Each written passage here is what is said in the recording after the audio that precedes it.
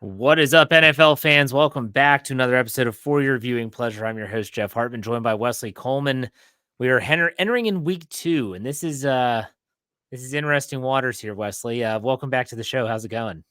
It's going good. We're both undefeated, so that's Yeah, good. that's right.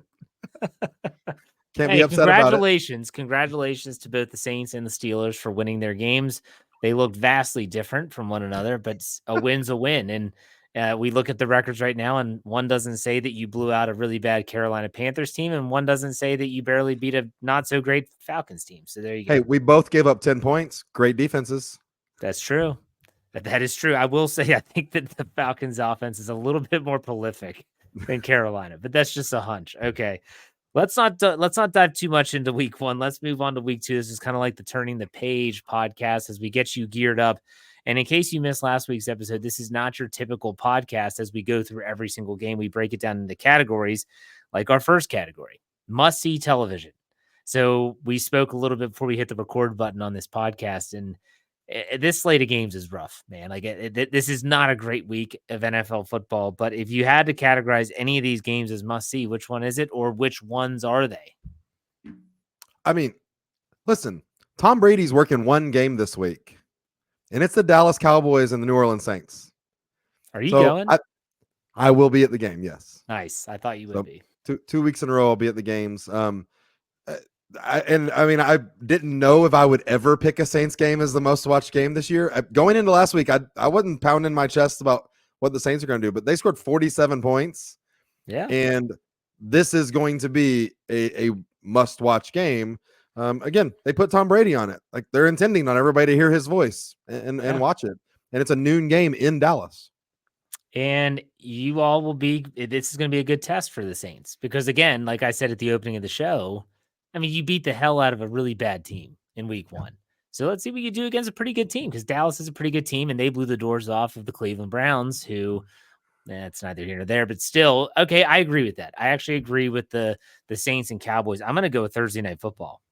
Bills Dolphins is going to be good, and it's going to be in Miami, and there's a lot on the line in that AFC East. You cannot afford to slip up, especially after the Jets lose on Monday Night Football. These two teams are probably going to be keeping pace with one another for that division. And we spoke about this division before the season even started as being maybe one of the more competitive divisions in the NFL, not just the AFC. What do you think about Thursday night? Yeah, I mean, the Bills, their defense has changed a lot over the last couple of years, and they've had a great defense. I mean, are they going to be able to lock up Tyreek Hill? I mean, it's going to be tough. I mean, he's been tough to lock up. And I mean, even the Miami police couldn't do it. Oh, so, there it is. I mean, yeah, I'm still wanting to see what the Bills have. And I think the Dolphins won a close game against a Jaguars team that also didn't look great. I mean, so I don't know if either team was firing on all cylinders to start. And the Bills clearly gave up a lot of points to a Cardinals team that, I mean, me and you, neither one were. Kyler Murray looked good, but would they look good against the Bills? They had a kickoff return for a touchdown too. Yeah. So it's interesting. I don't think either one of these teams looked the way in week 1 that we thought they would against their competition. Now they get to play each other, and these interdivision games for these two teams matter a lot. Yes. Now you brought up the Tom Brady factor, and Fox chose him for this is the A game of the week. CBS does the same thing. And what game did they pick? I want to ask you where you would put this game if you would have it in the must-see category. That is Bengals at Chiefs, 425 CBS. What do you think about this game? Because really, everyone had high hopes for Cincinnati. Joe Burrow's back. T. Higgins, you might hope, is back. He missed week 1. Jamar Chase is Jamar Chase. And the Chiefs are the Chiefs. But then they go out and lay an egg against New England in week 1 at home. That's the Bengals. What do you think about this game? Would you put this in must-see TV category? I mean, 10 days ago, this is one of like the must-see games of the season. Yeah. Even early on. I mean, Chiefs and Bengals. I mean, this is whoever wins this might be fighting for home field advantage in the AFC Championship game. And the loser might have to go on the road because of this one game. And the Bengals look terrible. Bad. Like, not struggled and like the Patriots figured out how to have some sort of game plan. Like the Bengals look terrible. And I don't know if it didn't look like a week one struggles, let's fix it next week thing, but maybe it is. I mean, we've seen that before where teams have looked different the rest of the season, and the Chiefs do look like they're going to be still the Chiefs. And the Bengals have to rebound right now and at least be competitive, because you talk about a 2-game losing streak to start the season for the Bengals, and they'll start getting buried real quick in their division and in the AFC. This game's going to be more competitive than people think. They're putting too much stock into one game, I think. And honestly, if you look at the Cincinnati Bengals history, they typically do come out of the gates extremely slow. So I think this is a must-see TV game. I don't see any others. Do you?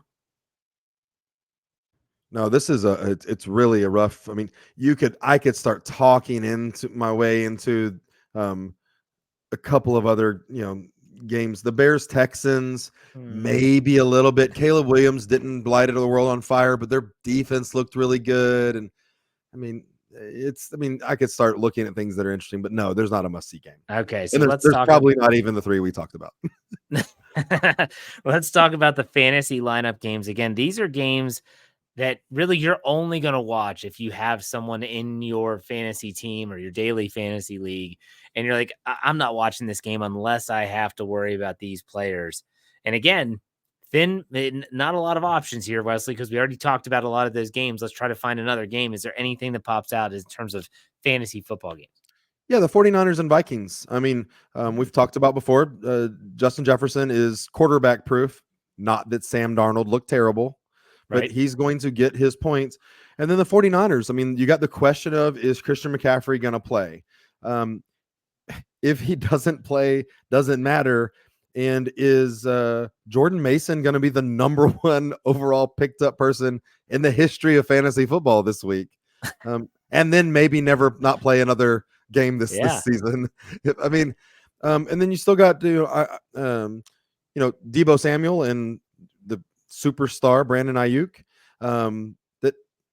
There's a lot of fantasy guys in this now. Maybe a lot of them don't come from the Vikings, but there's definitely some players there that you want to watch. There's going to be a lot of people watching the Raiders and Ravens in Baltimore. Why? Lamar Jackson. You got to think Derrick Henry's going to look a little bit better, a little bit more comfortable in the scheme than he did in week 1 on Thursday Night Football. And then you have a lot of options. There's Zay Flowers is probably on a lot of people's fantasy rosters, and not that he's lighting the world on fire, but I think that's one. I really don't see a lot of other matchups here in terms of fantasy production that I would be watching for. I do have a couple other games I want to talk about, but in other categories, is there anything else that pops off at you? No, I mean, we've kind of talked about the guys that they have it on both sides, and interesting. Okay. What about sneaky good matchups? A game that's not getting a lot of discussion, whether it's from us here on this show, whether it's from the national pundits. What is a game that you might be looking at saying, you know what, this could actually turn out to be a pretty good game? Yeah, man, that's the Rams Cardinals. The Rams played better than the Lions. It was a close game, and them going to overtime and somebody winning, anybody could win. The Rams, for much of the game and a couple of drives, looked better than the Lions overall, and had a couple of mistakes that cost them the game. Meanwhile, the Cardinals, and this is 2 0-1 teams, the Cardinals put up 28 points on the Bills, and we kind of referenced that earlier. Kyler Murray did not look bad. We did not get the production from Marvin Harrison Jr. that maybe people were hoping for yet. But this is 2 0-1 teams that both could have won last week against good teams, against the Lions and Bills. Whoever's 1-1 here is just right back in the heat of things to be competitive for the season. I'm glad you said that game because I had 2 in mind, and that was one of them. The other one for me is Buccaneers Lions in Detroit. Tampa Bay looked pretty decent last week at home. Yes, they beat Jaden Daniels and I would say an unproven Commanders team, but they still have Mike Evans. Baker Mayfield looked a lot better. Detroit, they started out slow on Sunday Night Football last week. Yes, they did come back, like you just mentioned, and win in overtime, but I actually think that could be a sneaky good game. I actually think I'm looking at the spread of that's actually gone in the right direction for my bet. I had it at 6.5 earlier today, actually. Now it's moved to Detroit -7. I'll take the Buccaneers getting a touchdown. What do you think about that game? Yeah, so obviously the Bucks are interesting. Um, this is one of those where we really find out how that week one matchup was. Are the Commanders? I think their defense is terrible. So I'm not sure if I'm buying the Buccaneers offense and all the numbers they put up in the 37 points. But this is going to be another game in Detroit. Detroit gets to start off the season with 2 games at home. True. This is going to be an interesting game. And these two teams played in the playoffs a couple of years ago. And this is what got Baker Mayfield his due there is how he played against the Lions. So I'm interested to see that one for sure. Okay. Any other games that you would I have mean, signal there? just one that's kind of interesting is 2 0-1 teams again, the Colts and Packers. The Packers without Jordan Love, can they maintain? Can they win any games? Or are they buried? Are they 0-4, 0-5, 0-6 when he's coming back? And the Colts also lost, but they played a really competitive game against the Texans that I think both defenses gave up more points than they should have or wanted to. But Anthony Richardson looked like a football player. He also looked like a young football player that was making some mistakes, but made an incredible throw that I don't know if I've ever seen one just like it off his back heels. But there's still some interesting things there because the team that loses this game is really starting to fall behind in their division. Yeah, that's a great point. That is a really great point. Just out of curiosity, as you look at the slate of games, is there any game that you see that you say, I'm going to call this my upset special? Like a game that, again, it's only been 1 week. And so a lot of times people are way too quick with the knee jerk reactions after just one game. And a team sneaks up on a team, just like New England did to Cincinnati last week, in my opinion, winning 16-10. So is there any game on the slate that would fit that criteria?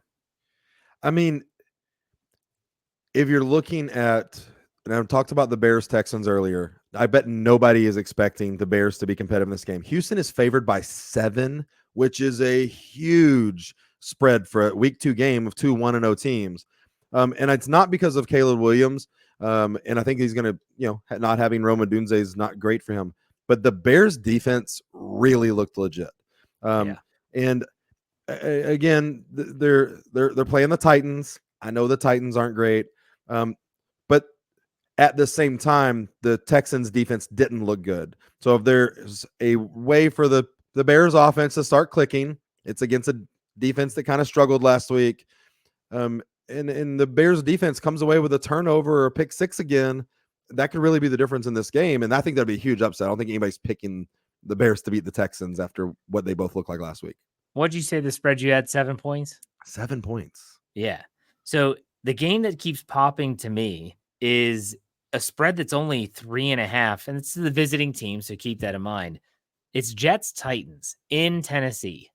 Now, Tennessee's defense didn't play poorly. Will Levis did not help at all. They gave up a special teams touchdown. I think there was a block punt return for a touchdown, something along those lines against. He gave up he threw a pick 6. He did throw a pick 6, but I think they had another special team Gotcha. score as well in that loss to the Bears.